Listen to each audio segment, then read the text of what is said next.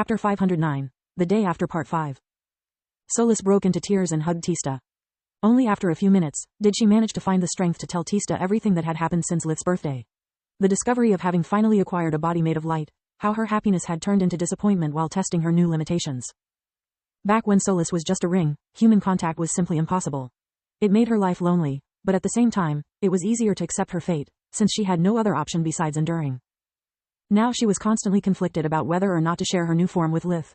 On one hand, she felt guilty for keeping it a secret, but she only did it because she was afraid of ruining his relationship with Camila. On the other hand, it was her opportunity to make her move on him and understand if the deep feelings they had for each other were just friendship or if they could develop into something more. Solis's words were like a flood and Tista never interrupted her, not even when she told her about their encounter with Scarlet the Scorpicore, about the existence of cursed objects, which Solis was supposed to be, nor when she recounted the story about the wargs. Let me get this straight. Solis's narration had been a bit incoherent, jumping from past to present events. Tista needed to make sure she had a clear picture. You were supposed to be either a sentient tower or a soul trapped inside it. You believe you have romantic feelings for my brother, who is allegedly corrupting your mind, and you feel guilty for how you reacted during the warg's onslaught. Yes, Solis nodded while wiping her tears. You are oversimplifying things a bit, but yes. That's quite a lot to take in all at once. I really need to sit down. Tista felt lightheaded from all the sudden revelations. Having spent the last hour and a half standing in the middle of the tower's ground floor with Solis hugging her so tight that she had squeezed the air out of her lungs didn't help. Despite her diminutive stature, Solis was really strong, even by awakened standards. She warped them both inside Tista's room, leaving her friend flabbergasted as she sat down on the bed. Why are we in my room? Tista asked. Because I don't think we should get inside Lith's without his permission. No, I mean why are we not inside your room? I never thought about making one for me, Solis stuttered. Okay, let's talk about one thing at a time. I have no idea what a cursed object is exactly, but I'm certain that you are not just a thing. You think, reason, have feelings, and gods. You're too messed up to be anything but human. Thanks, I guess. Solis looked on in confusion as Tista was holding her own head between her hands, trying to find the right words to help Solis.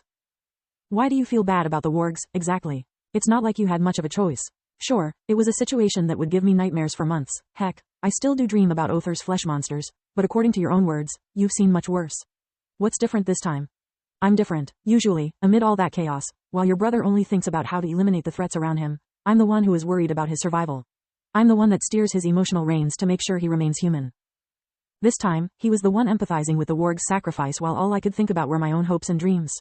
I didn't cry for them, but for myself. I wasn't angry at Tezca for what he had done to them, but for what he had done to me.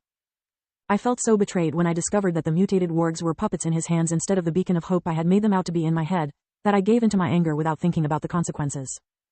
I could have killed us both. Maybe I really am a cursed object. Only a monster could be so egotistical in the face of such terrible events. She hiccuped. So, you're sad that you're becoming human? Tista had a hard time suppressing a sneer. Honestly, I already find it amazing that you have lived your entire life caring only about other people's feelings, to the point of trampling over your own. You're setting your standards too high, Solis. Being egotistical is the proof of being human. You can't call yourself a monster for a single slip-up. Nobody's perfect. At first, I thought it was Lith influencing my emotions, but even after being separated for a while, I still feel the same. I mean, I feel bad for the wargs and for the farmer's family, but most of all, I feel stupid for having fallen for the abomination's deception. I feel betrayed, like something important has been robbed from me. Also, I feel guilty because my first thought was blaming Lith for my own thoughts and actions. Once he left me here, I felt better for a while, but as time passed, I felt much worse. He may make the world appear bleaker and colder, but at the same time, he fills me with confidence. Lith's unwavering determination is something I got too used to. Without it, my doubts and insecurities eat at me from the inside. Well, saying that my brother goes around corrupting people is too much. Tista shook her head. It makes him sound like some dark lord hell-bent on world's domination. In the land of Mogar, where the shadows die, Solis chuckled at her joke. The what? Nothing. Something only Lith would understand. Solis shrugged. And that's the real core of your problem. Being reliant on someone is a good thing, being dependent is not. I'm not questioning your feelings, but you've lived all this time as nothing but his secretary. Tista would have slapped her brother for being so inconsiderate. Luckily for him, he was beyond her arm's reach. You gave yourself such a small role in your own life that you didn't even make a room for yourself. You need your own spaces, damn it. Buy yourself some clothes, some furniture. You can't spend your life being Lith's ring. The relationship you two have is wonderful, but it becomes unhealthy the moment it prevents the both of you from growing further. As long as Lith is the only man you know, you'll never understand if what you feel for him is love or just affection. But, Solis timidly replied. No buts. You made his room, mine, now make your own. Tista ordered. How should I make it? How should I know? It's your room, you are the one who has to like it. I don't know what I like. Solus lowered her gaze in embarrassment. Can you leave the tower's premises? Tista asked. Yes, if I return to my ring form. Do you have money? Plenty in my pocket dimension.